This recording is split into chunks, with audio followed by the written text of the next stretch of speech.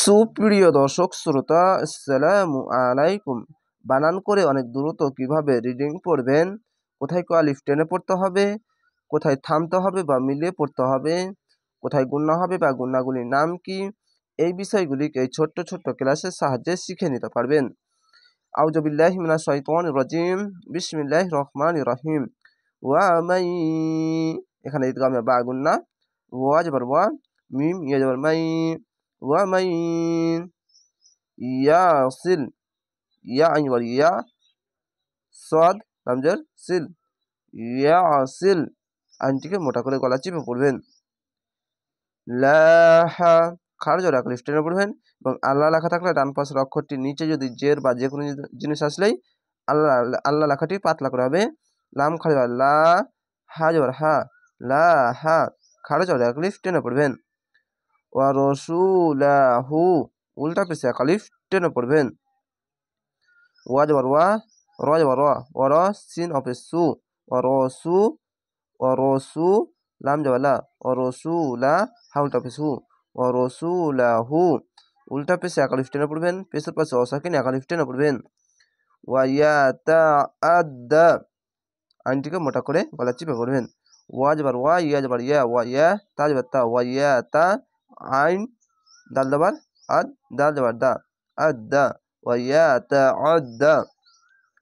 হুদুদাহু, উল্টা পেশে আলিফ টেনে পড়বেন।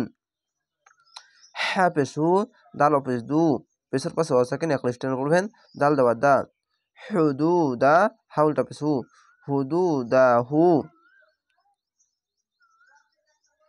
ইউদে, এখানে কলকলা ধাক্কা মেরে নিচে সাউন্ড আসবে, ইয়া দাল পেশ ইউদে। খিলুহু, খালাম জের খিল, হা পেশ হু, খিলুহু।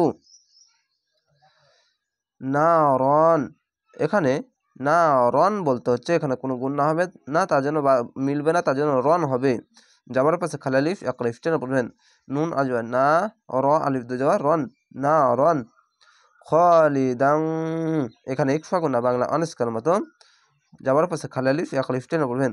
খ আলিফ যাওয়ার খ, লাম জালি খলি, দাল আলিফ দু যাবার দান, খালিদান না বলে খালিদাং, এখানে ইকফা গুণা বাংলা আনস্কার মতো। ফি হা, জের পাশে ইয়া সাকিন এক আলিফ টেনে পড়বেন। ফা ইয়ের ফি, হা আলিফ যার হা, এখানেও যাবার পাশে খালি আলিফ এক আলিফ টেনে পড়বেন। ফি হা, এখানে সদ আছে, সদের জায়গায় যদি নিঃশ্বাস যদি না থাকে তাহলে থামবেন, নিঃশ্বাস থাকলে মিলিয়ে পড়বেন। ওয়া যাবার ওয়া, লাম যাবার লা, ওয়ালা, হা উল্টা পেশ হু, ওয়ালা হু, উল্টা পেশে এক আলিফ টেনে পড়বেন। আযাবান, এখানে আযাবান বেশিরভাগ থাকে, কিন্তু এখানে গুণনা আছে, ঈদগামে বা গুণনা, তো এখানে আযাবুম এভাবে গুণনা হবে।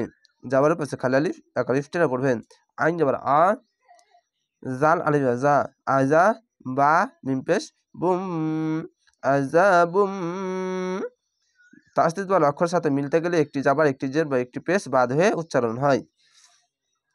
মুহিন, এখানে মুহিনুন আছে, তো এখানে মুহিন আয়াত আছে, থামতে হবে, তার জন্য এখানে শেষ অক্ষরে সাকিন দিয়ে তিন আলিফ টেনে পড়তে হবে। কেন?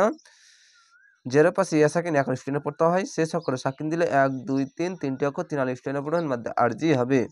মিম পেশ মু, হা ইয়া হি, মুহি, নুন পেশ নুন, মুহিনুন, মুহিন। আশা করি এই ছোট্ট ছোট্ট ক্লাসের সাহায্যে এই বিষয়গুলি অনেক সহজে শিখে নিতে পারলেন। আরেকটি কথা, এখানে একটি আইন আছে, আইনটির চিহ্ন হচ্ছে একটি আয়াত, একটি রুকু আর একটি পারা। এইটি হচ্ছে রুকু, এটি হচ্ছে আয়াত, পারা হচ্ছে 30 পারা কোরআন।